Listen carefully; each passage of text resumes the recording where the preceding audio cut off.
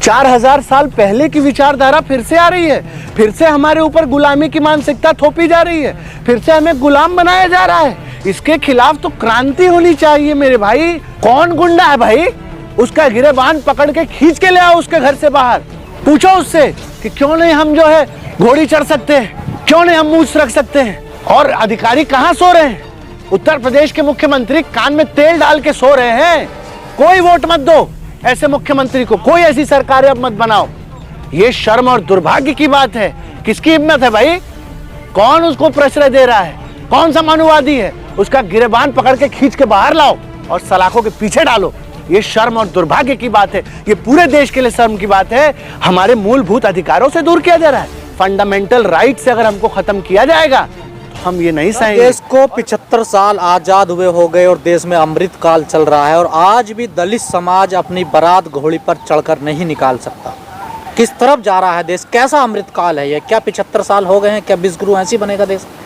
देखिए, इससे बड़ी त्रासदी नहीं हो सकती कि आज आज़ादी के 75 साल भी जब इस देश में संविधान लागू है, आज भी किस तरीके से शोषण सबसे ऊपर है। आज हम किस बात का गुमान करें, किस बात पे हम गर्व करें कि आज जो है आपने जिस तरीके से बताया कि लगातार जिस तरीके से सोशल इनजस्टिस बढ़ता चला जा रहा है और जो सरकार कहती है कि हम जो है हमने ओबीसी राष्ट्रपति बनाया, दलित राष्ट्रपति बनाया, ओबीसी प्रधानमंत्री बनाया, और फिर भी जिस तरीके से लगातार शोषण चरम पर है और मनुवाद हावी है, मतलब ये व्यक्तिगत मेरे लिए शर्म और दुर्भाग्य की बात है कि इतनी रिसर्च, इतना बड़ा बाबा साहब के संविधान की विचारधारा को किस तरीके से मतलब हाशिए पर रख दिया गया है कि मूछ रखने पर, पानी पीने पर, इस तरीके से ये जातिवाद की संकीर्ण मानसिकता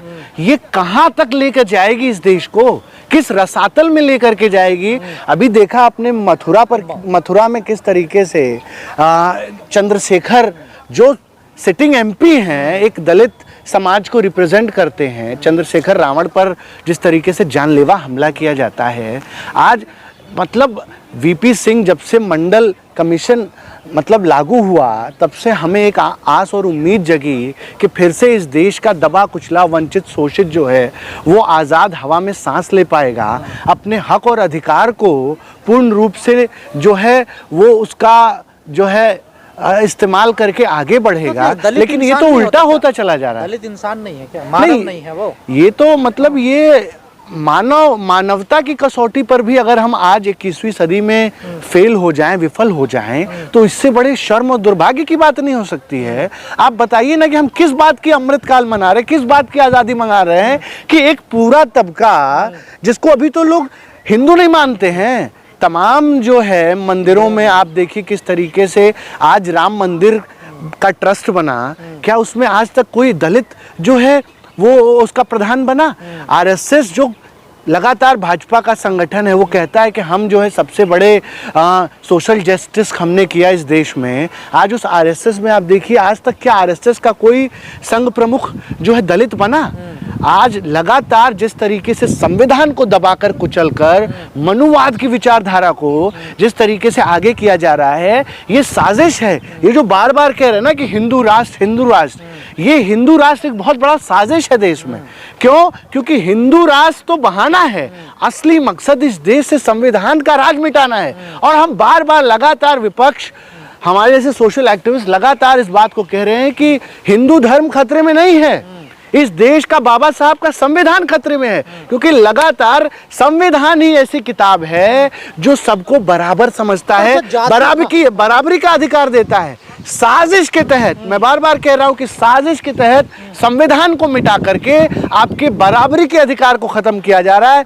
समता मूलक समाज जो मान्यवर काशीराम का सपना था, उस समाज की हत्या की जा रही है। जो हम बार बार कह रहे हैं कि जो बाबा साहब ने सामाजिक न्याय का जो कारवा ले आया था, संविधान को खत्म करके उस कारवा को रोका जा रहा है। बाबा साहब ने मरते वक्त इस बात को कहा था कि मैंने जो तपस्या की है, मैंने जो संघर्ष किया है, उस संघर्ष से जो मैंने आपको जिस दलदल से निकाला है, जिस गुलामी के दलदल से, जिस गुलामी की मानसिकता से आपको हमने संविधान दे करके बाहर निकाला है, उस मानसिकता को जो है फिर से जो है आपके ऊपर थोपा जा रहा है। जाति के आधार पे गुंडागर्दी हो रही है, जाति का जो लोग घमंड दिखा रहे हैं, उनका कैसे इलाज होगा? नहीं, ये तो भाजपा की रीति और नीति रही है। पहले अंग्रेज इस तरीके से करते थे, अब भारतीय जनता पार्टी करती है। तो अब जाति ये तय फूट करेगी डालो, सब कुछ। राज करो। आज हम देख रहे हैं समाज में किस तरीके से एक जातिगत गर्व का विषय बन गया है। जाति गर्व का विषय नहीं हो सकता है।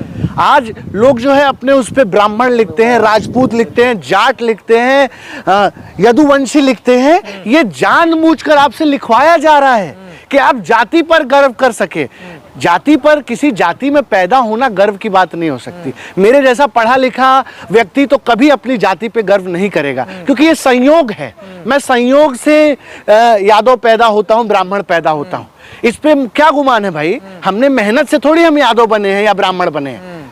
कब आपको गुमान होना चाहिए? जब आप मेहनत से किसी चीज को हासिल करें। एक सवाल हमेशा खड़ा जब होता आप है। जातियों को प्रमुख बना, आज आप देखिए तथाकथित जातियों के नेता जो है वो बनते चले जा रहे हैं। दलितों के नेता, जातियों के नेता, ये जानबूझकर बनाया जा रहा है कि उनके नाम पर जातियों का शोषण किया जा सके। अभी गोरखपुर का मामला मैं आपको प्रकाश में लाना चाहता हूं। किस तरीके से एक धर्मात्मा निषाद नाम का एक सामाजिक कार्यकर्ता है, उसने आत्महत्या कर ली।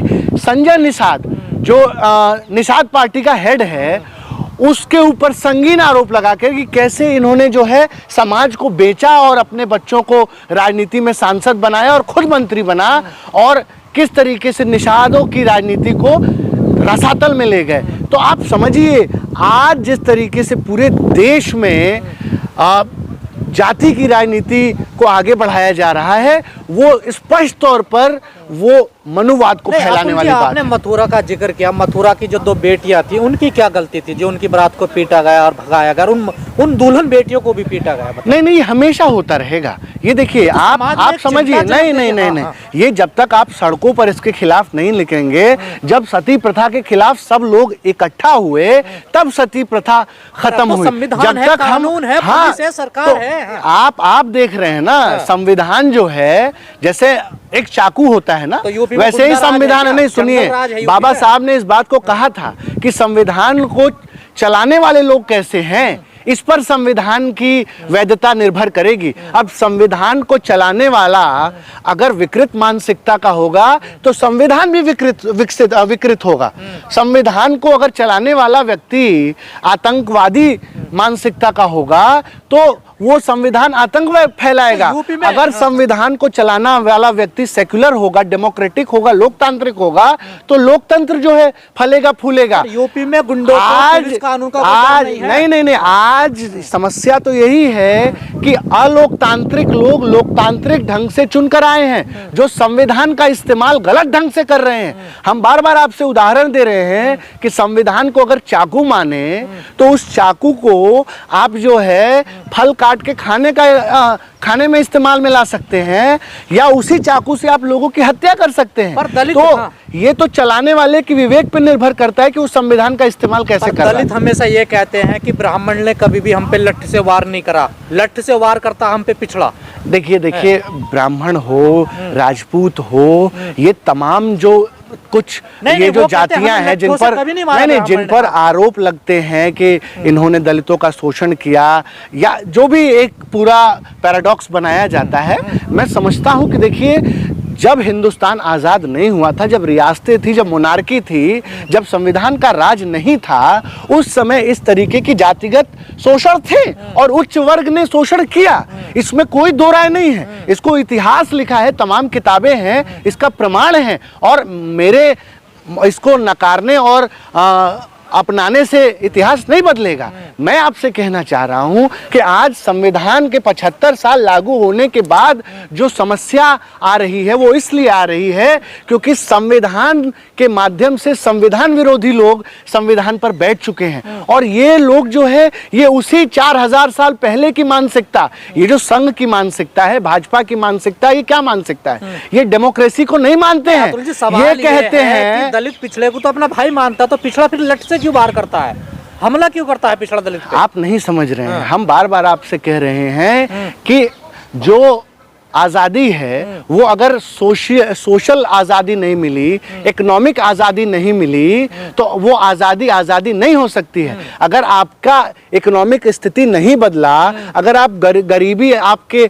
यहाँ से नहीं खत्म हुई, अगर आप अमीर नहीं हुए, तो आप वो उस विकास का क्या मतलब, उस आज़ादी का क्या मतलब। इस देश का दलित को, इस देश की जो भारतीयता की विचारधारा है उसको आगे आना पड़ेगा और इसके खिलाफ एक बड़ा आंदोलन और सरकारों के ऊपर प्रेशर क्रिएट करना पड़ेगा कि आप जो है क्या इतना मतलब मूलभूत कोई बारात नहीं निकल सकता क्या? घोड़ा वो किसी एक जाति का जो है सिर्फ जानवर है क्या? हम मूछ नहीं रख सकते? अगर मैं ब्राह्मण हूं तो मुझे अधिकार है पढ़ाई करने का, मूछ रखने का। इसका मतलब है कि अभी तक पूरे तरीके से बाबा साहब की विचारधारा लागू नहीं हो पाई है। और अभी भी जिस तरीके से अभी तो ये कहते हैं कि संविधान में आरक्षण खत्म कर दो, लगातार आरक्षण के खिलाफ नेता बोलते हैं और जनता उसको सुनती है। अरे आरक्षण कोई खैरात नहीं है, आरक्षण सामाजिक न्याय देने का एक सबसे बड़ा हथियार है जिससे गरीबों को, मजलूमों को, जो समाज हाशिए पर चला गया है उस समाज को आगे ले आने का।